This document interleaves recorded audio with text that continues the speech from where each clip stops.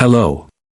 Today General Hospital will reveal. As the faint threads of light began to pierce through the thick shroud of despair in Maxie's soul, she found herself unable to turn away from the inexplicable signs suggesting Britt might truly be alive. These weren't just coincidences or fleeting whispers of gossip. They were persistent echoes, glimpses of a truth too outrageous to believe, yet too compelling to ignore.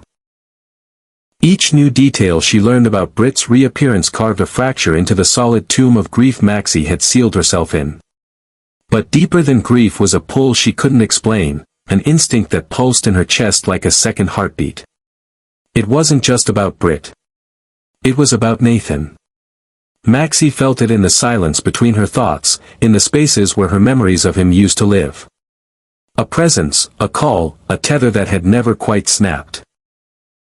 It was as if somewhere, somehow, Nathan was reaching for her across time, space, and death. The impossible survival of Britt, a woman believed to have died under tragic and inescapable circumstances, ignited a flame of desperate hope. But it was more than a miracle, it was a pattern. A message hidden between the lines. And as Maxie reached out to Liesel, demanding answers that had long been buried beneath the Albrecht matriarch's iron facade, Liesel's resistance began to crack. The grief that had calcified her heart all those years began to tremble as she finally confessed. A vague, long-ignored piece of intelligence had once come her way, delivered by an unnamed intermediary working deep within the shadows of the WSB. The message had been fragmented, nearly indecipherable, but one phrase burned itself into her mind: subject NW still viable. Liesel had dismissed it then, thinking it a cruel joke, a manipulation by her enemies. But with Britt standing before her now, alive, breathing, changed but whole, Liesel could no longer justify her silence. The pieces were aligning, and they led to a truth more dangerous than any of them had imagined. Britt, weakened but far from broken, slowly revealed the horror of her own survival. Her rescue had not been an act of mercy. It was orchestrated.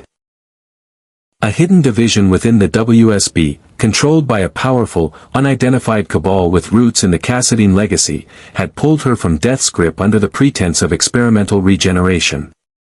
She had been held in an underground medical installation located in a no-man's land between Eastern Europe and the Black Sea. The facility, built decades ago to serve as a last resort bunker for biochemical warfare research, had been repurposed into a covert laboratory for resurrection science. A field so ethically bankrupt that even its name was spoken only in whispers. For months, Britt had been subjected to aggressive regenerative protocols. Her body, ravaged by what the world believed was her final illness, had been rebuilt cell by cell, bone by bone. It was in that sterile abyss, during the long, drugged silences and the rhythmic hum of machinery, that she overheard a forbidden conversation. Two scientists, young, nervous, too careless, speaking about a subject named NW-17. A prisoner, indefinitely sedated, who responded to no names and was considered psychologically compromised. But Britt's blood ran cold at the designation. NW, Nathan West. 17 was his badge number during his earliest cadet days. She knew then. He was there. Somewhere in the shadows, her brother was alive. Risking everything, Britt hacked into the internal database using the memory of a buried backdoor protocol she had learned from a WSB lover years ago. What she found destroyed her. A heavily redacted file. Images corrupted. Medical logs showing stable vitals but repeated notes of cognitive inhibition and suggestibility enhancement. Nathan wasn't just alive, he was being broken. Erased. Converted into something else. And behind all of it, she saw a familiar encryption signature, a Cassadine watermark. Victor's hand. When Britt escaped, she fled with more than her life. She carried a purpose. She sought out Liesel with a clarity sharpened by fury. And together they turned to Maxie, who, upon hearing the truth, didn't hesitate. There was no fear, only resolve. The three women, tied by blood, love, and shared trauma, vowed to bring Nathan home. Their plan was insane. It had to be. The facility Britt had escaped from was off-grid, fortified, and known only to those embedded in the deepest layers of WSB corruption. Liesel unearthed dormant contacts. Scientists turned mercenaries, ex-agents buried by scandal, forgers who could create identities from thin air. Britt reconstructed the medical encryption so they could locate Nathan's exact chamber. Maxie, wielding the sheer force of maternal rage and romantic devotion, learned how to move in shadows, how to lie with confidence, how to manipulate security personnel at international checkpoints without blinking. It took them nearly 4 weeks to reach the compound, disguised as a biomedical audit team. Beneath layers of ice and reinforced steel, they found the chamber. Liesel bypassed the retinal scans using the preserved eyes of a retired facility doctor, obtained through a black market transaction that left even Britt shaken. They descended into the cold, humming underbelly of the bunker where human lives were categorized by alphanumeric codes. When Maxie saw him, sunken, unshaven, barely recognizable, it took every ounce of restraint to not collapse. Nathan was suspended in a field of artificial sedation, tethered to machines that monitored every beat of his heart, every electrical flicker of his brain. Britt rushed to disable the neurological dampeners while Liesel administered the serum, a compound derived from a neuroprotective strain Liesel had once patented before it was deemed unethical. Slowly, the machinery quieted. Nathan's fingers twitched. His chest rose deeper. And then, his eyes opened. But the miracle was short-lived. Nathan was disoriented, frightened. And then he spoke. Not just to recognize them, but to warn them. Others were there. He'd heard them. Whispering through the vents. Sometimes sobbing. Sometimes singing lullabies in languages he didn't understand. He remembered 3 names, Robin. Emily. Duke. Liesel gasped, dropping her medical case. Maxie turned white. These were not hallucinations. They were echoes of the past. Lives lost, now possibly stolen. The facility wasn't just a place of recovery. It was a mausoleum of the living, a collection curated by madmen. They had to flee. The moment they disconnected Nathan's implants, alarms triggered. They barely escaped through a service tunnel, helped by an anonymous source who identified himself only as Argent. He claimed to have once worked for Victor, before realizing the full scale of his atrocities. He offered safe passage, for now. Back in Port Charles, Maxie concealed Nathan's return from everyone but a handful of trusted allies. His body was recovering, but his mind was fractured. He suffered from memory gaps, panic attacks, flashes of violence. But he remembered enough. Enough to know the Cassadine project hadn't ended. That Victor may have faked his death. That someone higher up, perhaps Faison himself, was orchestrating an evolution of the original Chimera program, using preserved minds, hybrid genetics, and cloned memory scripts. Maxie transformed from a grieving widow into a quiet avenger. She worked behind the scenes, gathering data, feeding Britt intelligence, and protecting Nathan's recovery from WSB interference. Liesel, meanwhile, became more dangerous than ever. She no longer cared for alliances. She wanted exposure. She wanted the truth to burn so brightly that even the shadows would scatter. And Britt, haunted by what she endured and what she escaped, began preparing for war, not a metaphorical one, but an actual, brutal confrontation with those who believed they could play God. In the weeks that followed, cryptic disappearances in Port Charles began making headlines. Obituaries retracted. Graves exhumed. And beneath it all, a growing sense that the dead were not done. That some had never left. And at the center of it all stood Maxie, holding Nathan's trembling hand as he relearned how to live. But deep in her eyes burned a vow, that no other family would be broken the way hers had. That no other name would be added to the roster of the missing. That every truth buried in blood and silence would be dragged into the light, even if it cost them everything. Because in Port Charles, no secret stays dead forever. And this time, Maxie would be the one to prove it. Returning to Port Charles, Maxie carried the weight of an unspeakable truth, one that could unravel everything in the city if it were ever exposed. The return of Nathan was a secret she was bound to keep, not just for his sake but for the sake of everyone who lived in that city. If anyone discovered that he was alive after the explosion, after everyone had believed him dead, Port Charles would descend into chaos. The city's quiet, seemingly unshakable facade of normalcy would crumble beneath the weight of this impossible reality. What would the families say? How would they react to the fact that someone, no matter how loved or lost, could return from death, manipulated, twisted, and reshaped by forces beyond their control? No, Maxie couldn't risk it. Not yet. Not until Nathan was truly ready, not until his memories were fully restored and he could stand by her side without being haunted by the torment of his past. Britt, ever the resourceful survivor, continued to play the part of the dead woman in this tangled drama. She stayed hidden in plain sight, carefully constructing a new identity that allowed her to remain undetected. She spent her days shadowed in secrecy, weaving her life around the lies that kept her safe. But beneath the calm surface, her mind was constantly turning, analyzing every scrap of information, every connection, every name that might lead her to the monstrous organization responsible for her rebirth, and Nathan's.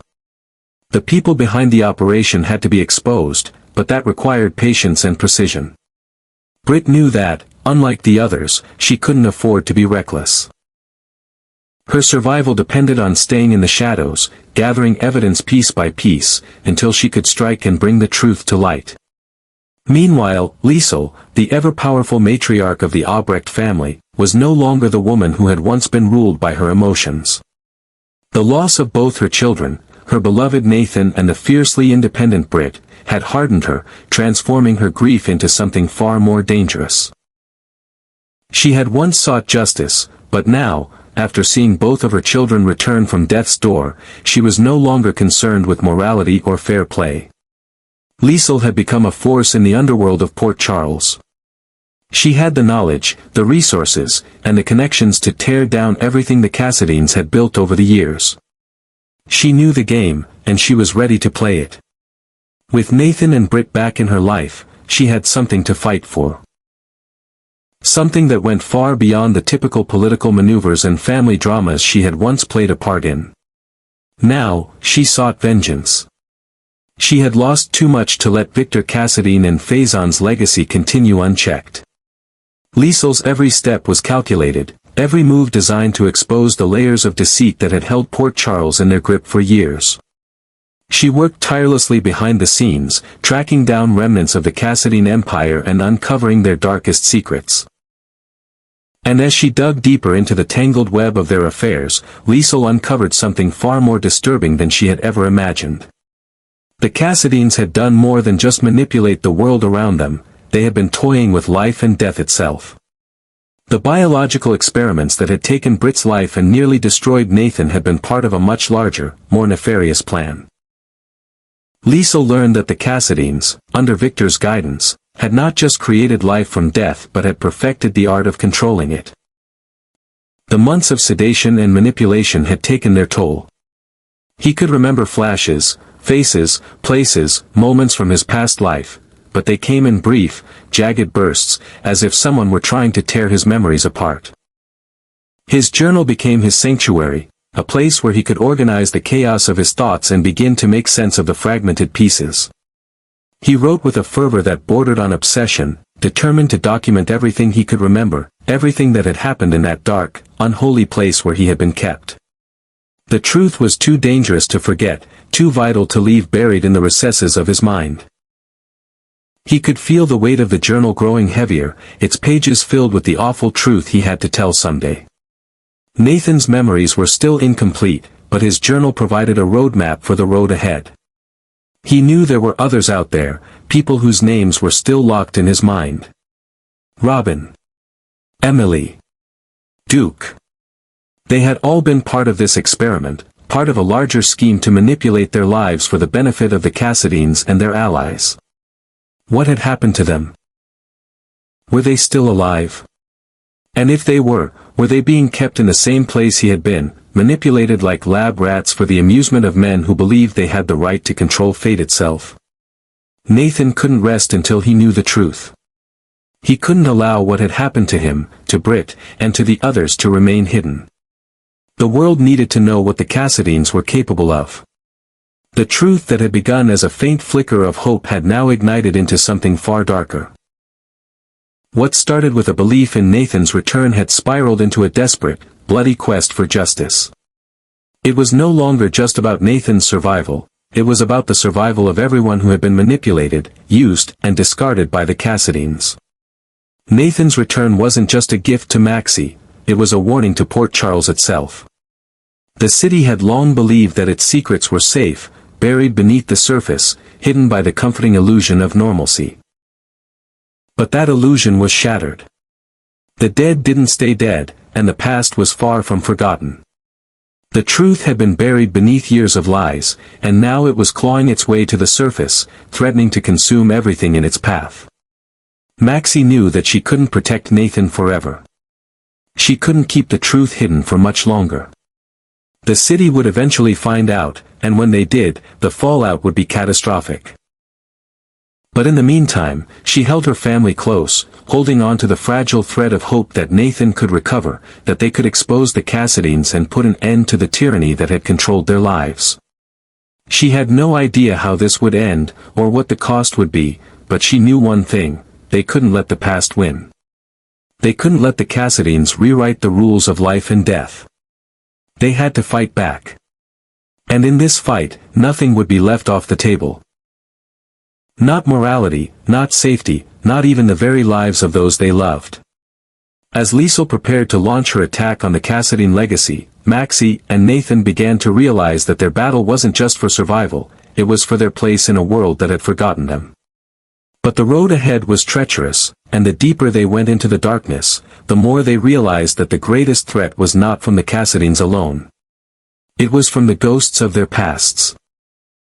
The ghosts that had been brought back to life, and the secrets that would change everything they thought they knew about their lives, their city, and their futures. Nathan's return was not a miracle, it was the beginning of something far more complicated, far more dangerous, and far more personal.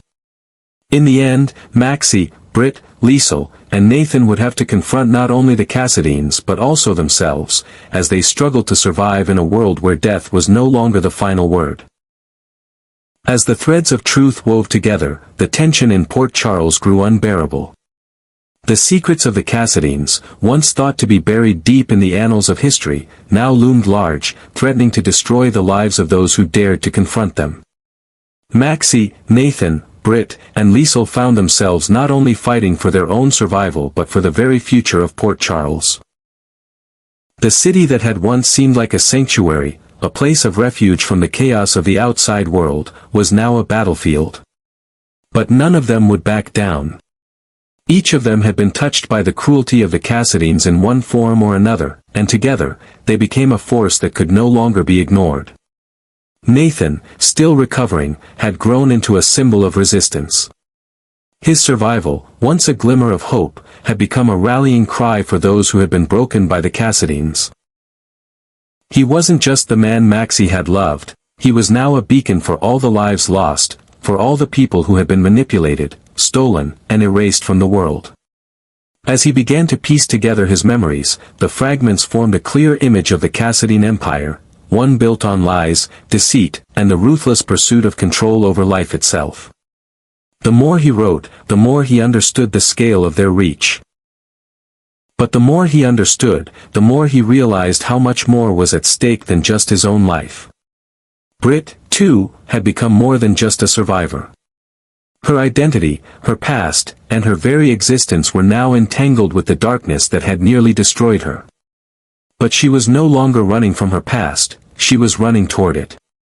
Every step she took brought her closer to the truth, to the answers she had long sought but never found. The organization behind her resurrection had deep roots, and its leaders were not going to let her or anyone else expose them without a fight. But Britt was prepared to fight. She had been remade in the darkness, and now, she would use that darkness as a weapon. Liesel, the woman who had once been consumed by grief and loss, had become a force of nature. The return of her children had shattered the walls she had built around her heart, but it had also reignited something more powerful: revenge. The Cassadines had stolen everything from her, and now she would take back what was hers. Liesel was relentless, using every connection she had, every shadow she could hide in, to dismantle the empire that had nearly destroyed her family. She knew that the endgame was coming, and she would not stop until she had uncovered every secret, exposed every lie, and ensured that the Cassadines could never hurt her family again. Maxie, standing at the heart of it all, had changed in ways she hadn't fully realized. The love she had for Nathan, the man she thought she had lost forever, had driven her to places she never thought she'd go. But now, it was no longer just about love, it was about justice. It was about survival. And it was about making sure that no one else suffered the way they had. As the stakes grew higher, Maxie became more than just a mother, a wife, or a victim.